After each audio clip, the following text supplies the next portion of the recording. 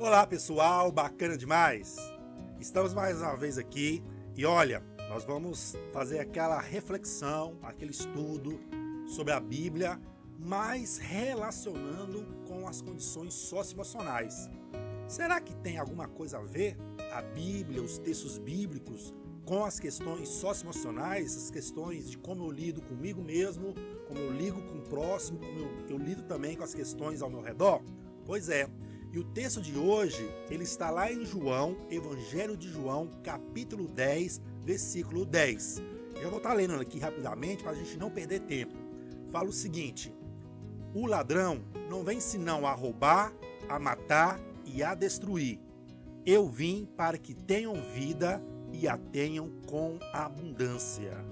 Legal, né? Olha, como eu fiz nos outros vídeos, eu vou escolher aqui agora um tema, um título para a nossa mensagem, para a nossa reflexão. E eu quero colocar aqui sobre características da vida abundante. É isso mesmo, né? Vida abundante, vida plena. As pessoas muitas vezes não têm vivenciado, não têm experimentado uma vida abundante. Muitas pessoas enfrentam desafios que as impedem de viver uma vida em abundância, frequentemente relacionada a condições socioemocionais.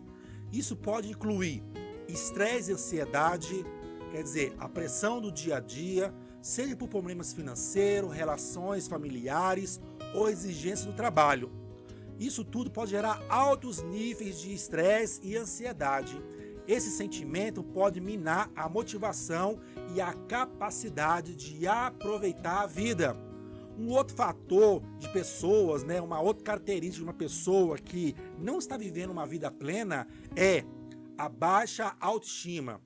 São pessoas que não têm uma visão positiva de si mesmas, podem se sentir incapazes de alcançar seus objetivos e isso pode levar a um ciclo de autossabotagem, onde não acreditam ser merecedora de uma vida plena. Tem muitas pessoas vivendo dessa forma. Uma outra característica que nós vemos de pessoas que não têm experimentado uma vida abundante é falta de conexões sociais. O isolamento social pode ser uma barreira significativa. A ausência de uma rede de apoio emocional pode dificultar a superação de desafio e a busca por oportunidades. Uma outra coisa que a gente percebe na vida de quem não tem uma vida plena, uma vida em abundância, é traumas passados. Experiências traumáticas podem afetar profundamente a saúde emocional e a capacidade de desfrutar do presente. A superação desses traumas muitas vezes requer um suporte psicológico. Uma outra coisa que nós vemos também, que é uma marca de quem está com uma vida uma vida não plena, uma vida abundante, é justamente a falta de acesso a recursos. Condições socioeconômicas limitadas podem restringir o acesso à educação, à saúde mental e às oportunidades que promovem uma vida mais satisfatória e abundante. E por último, nós vemos também falta de propósito. A ausência de metas ou de um senso de propósito pode fazer com que a vida pareça sem sentido, levando a sentimento de apatia ou desmotivação. Esses fatores, entre outros, podem criar um ciclo vicioso que impede as pessoas de alcançarem o seu pleno potencial e de viver uma vida mais abundante e significativa. Mas o que é uma vida abundante? É uma vida que transborda para todos os lados, que sempre está sobrando e que alcança todos os que estão à sua volta. Jesus abriu mão da sua glória, esvaziou da sua glória, limitou-se a ser um homem, preso ali em um corpo humano, nasceu para que naquele dia que ele fosse morrer, realizasse ali na cruz, tudo que Deus planejou, e dessa forma ele ficou no estado de plena humilhação, e tudo isso para que estivéssemos experimentando uma vida plena, uma vida em abundância.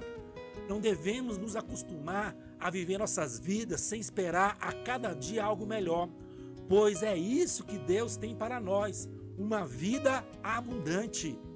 O texto sobre características da vida abundante, conforme lá em João 10:10, que nós acabamos de ler, ele vai falar de diversas condições socioemocionais essenciais para o bem-estar e desenvolvimento pessoal, especialmente em relação à capacidade de superar limitações e a resiliência diante das dificuldades. Quero trazer algumas características de uma vida abundante e sua relação com as condições socioemocionais. Uma característica primeira de todas de uma pessoa que tem uma vida abundante é justamente que a vida abundante ela liberta o ser humano do pecado. Olha, eu quero ler um texto para embasar isso que eu estou falando. Está lá em Mateus 1:21, fala o seguinte: ela dará à luz um filho, e você deverá dar-lhe o nome de Jesus, porque ele salvará o seu povo dos seus pecados. O Senhor Jesus veio para nos libertar da escravidão do pecado, dos vícios e dos maus hábitos. Muitos de nós podemos pensar que o padrão de Deus é muito alto e que as coisas de Deus sempre são para pessoas que estão à nossa volta e nunca para nós. Mas não é isso. Deus tem algo novo para a sua vida, independentemente do seu nível de maturidade espiritual. Em relação às condições socioemocionais, a liberdade do pecado sugere a capacidade de superar limitações e vícios, promovendo um estado emocional saudável que contribui para a autoestima e a autoconfiança. Essa liberdade não se limita apenas a questões espirituais, mas se reflete em uma mentalidade de crescimento, onde os indivíduos reconhecem as suas fraquezas e se esforçam para superá-las, um aspecto vital da resiliência. Uma segunda característica de uma vida abundante é que a vida abundante traz comunhão íntima com Deus. E eu quero trazer para vocês um outro texto que fala o seguinte, está lá em Tiago, capítulo 4, versículo 8. Aproxime-se de Deus, e ele se aproximará de vocês. Pecadores, limpe suas mãos, e vocês que têm a mente dividida, purifique o coração. A vontade de Deus é que você viva uma vida abundante todos os dias. A comunhão íntima com Deus destaca a importância de uma conexão emocional fundamental para o suporte emocional e a sensação de pertencimento. Quando a gente fala de ter uma vida íntima com Deus, é uma vida próxima, é um relacionamento, é estar junto, é ter uma vivência. Então isso faz com que você, de forma ali especial, se sinta pertencente a alguém, ao mundo de alguém, ao ambiente de alguém. Isso nós chamamos de intimidade. Essa relação proporciona um espaço seguro para expressar medos e insegurança, permitindo que as pessoas se sintam apoiadas em suas lutas. Lembrando que, quando falamos de ter intimidade com Deus, essa intimidade, essa proximidade com Deus e Deus com você, conosco, ela se dá de várias maneiras e uma delas é através de pessoas. Deus se manifesta e usa pessoas para expressar o seu amor e dessa forma você também pode expressar o seu amor, sua intimidade com Deus, se relacionando com pessoas ao seu redor. Essa rede de apoio é crucial para desenvolver a capacidade de enfrentar adversidades com coragem e com confiança. Uma outra característica que eu quero deixar para vocês, aliás, a nossa terceira característica, é a vida abundante nos dá plena satisfação. E eu quero deixar para vocês um outro versículo bíblico que diz o seguinte, está lá em João capítulo 4, versículo 14. Mas quem beber da água que eu lhe der, nunca mais terá sede. Ao contrário, a água que eu lhe der se tornará nele uma fonte de água a jorrar para a vida eterna. Existem muitas pessoas vivendo com sede por aí. A Bíblia nos diz que quem já bebeu da água que Jesus dá, não terá mais sede. A Bíblia diz que a água do mundo é igual à água salgada do mar. Você bebe e volta a ter sede, mas a água do Senhor é doce e mata a sua sede.